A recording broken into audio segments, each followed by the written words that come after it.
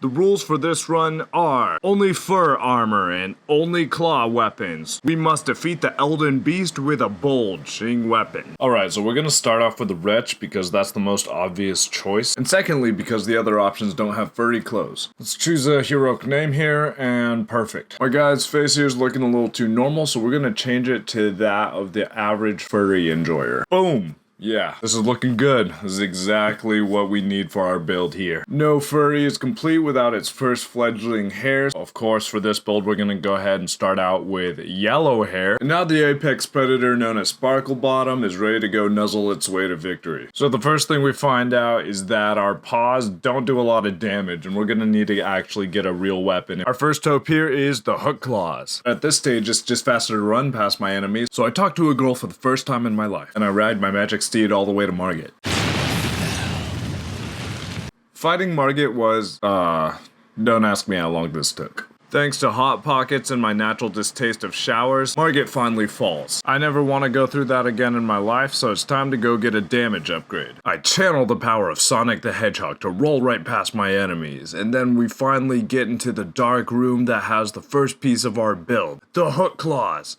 After conquering my fear of heights by finding out ledges are a lot further away than I think they are, I make my way to the second boss. At first glance, this boss looks pretty intimidating, but I know that I'm going to be able to nuzzle him down, especially now that I've got my furry claws. However, he's feeling a little bit spicy today, so he does a fusion jutsu and starts being one flamey boy. So at this point, we haven't upgraded our health at all, and loincloths make for pretty terrible armor, so I experienced one or two setbacks. But just like how conventions can't stop the power of furries, neither could Godrick. I was feeling pretty low, so I channeled my inner T-Pain and decided to go get the boots with the fur. Thanks to my wolf-like sense of smell, I was able to find the elder furries. I attempted to barter with them in exchange for their hairy legs, but it turns out my predecessors are much better at bartering than I am. Now, my only option was to unalive them just as many times as this archer unalived me and take their fur. This proved to be difficult, as years on DeviantArt spent together have bonded them into a pack, and there was no way I could take them all on. Thankfully, I came upon a massive breakthrough, and I figured out that fighting one enemy would be a lot easier than fighting two. Now that my path to victory was all laid out, all I had to do was some more friendly bartering, and now I had the hairiest legs west of the Erd Tree. Yeah, baby, this is what peak performance looks like. Next up, it was time to get my furry head. I went to Seluvis's Rise, and this part actually wasn't too difficult, climbing up the little rampart here. And when I actually got the Black Wolf mask, my biggest enemy was the terrible frame rates that ensued whenever I looked at the buildings. I didn't want to cheat anyone out of seeing my character's beautiful face, so until we get the armor, we're going to leave the headpiece off. To get the armor, we're now going to have to engage in some Maidenless activities. So I go over here to this lady, and the first thing she gives us is a run for our money in the beauty department. Yeesh. The second thing she gives us is a quest to go get back her necklace. So we ignore the rules of stranger danger and talk to this quite crusty looking crustacean collector. And now that we're talking to somebody that has a non-divisible room temperature IQ, we do some actual bartering and acquire the necklace in question. We give it back to her, and then she compliments us on what a big strong man we are, and then gives us an invitation to her bedchambers. Volcano Manor. The journey had just begun when I encountered FromSoft's favorite obstacle,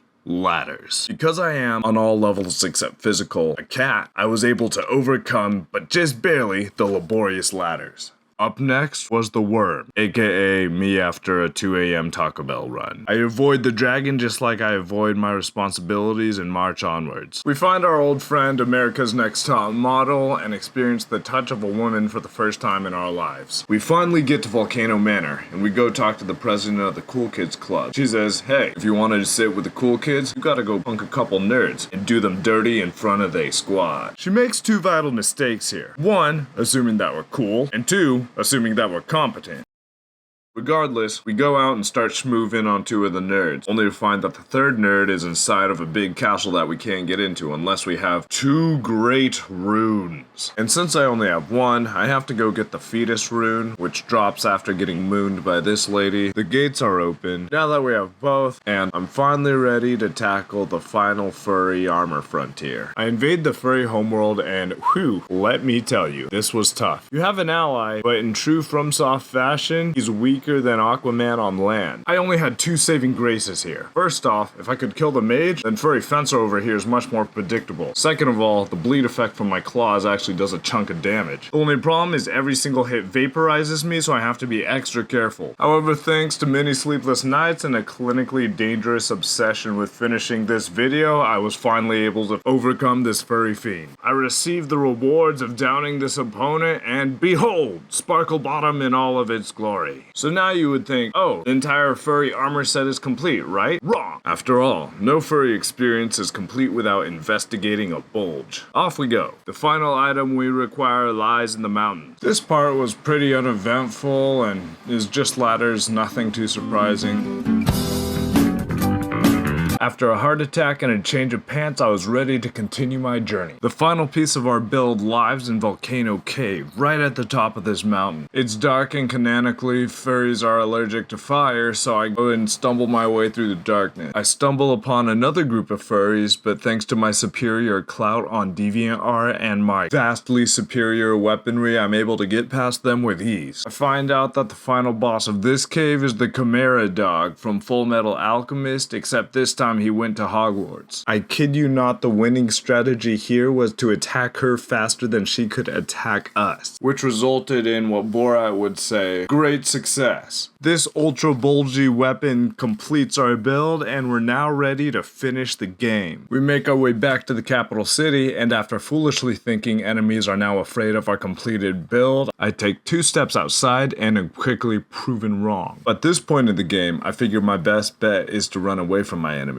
Except that plan backfires because I run into Godfrey, an encounter that you can't run away from.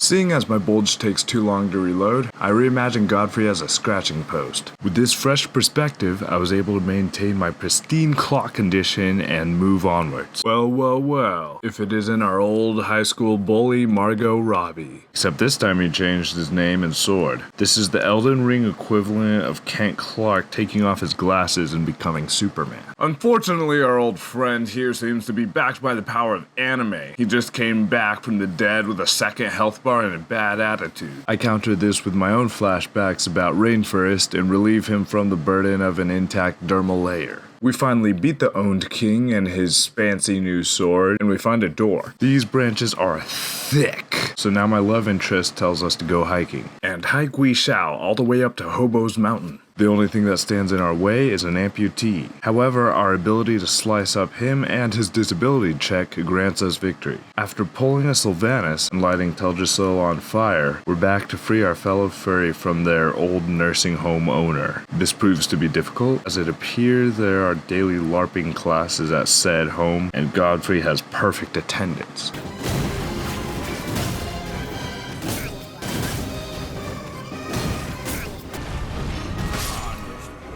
I steal his kick move only to find out that there's nothing like the original. He realizes that I also have a degree in LARPing and am able to get past him after only a little bit of PTSD. We finally get through the burning tree and are greeted by a guy that's just hanging out. He's in no mood for furries cosplaying, and he decides it's time to get a little bit of revenge for us disturbing his me time. However, he doesn't realize he's dealing with the alpha furry of the pack, so there's no way that he's gonna be able to beat us with his incredibly slow speed. Ooh, we finally made it. This guy is basically like Loch Ness Monster space style. The Elden Beast learns that fat rolling is optimal. If I run out of ammo here, I'm throwing my PC out the window. With the bulge on full display, we finally take down the Elden Beast after only having 1 shot left, and thus completes our furry journey. This took me half a year to make, so if you made it here, thank you so much for watching, and I'll see you in the next one.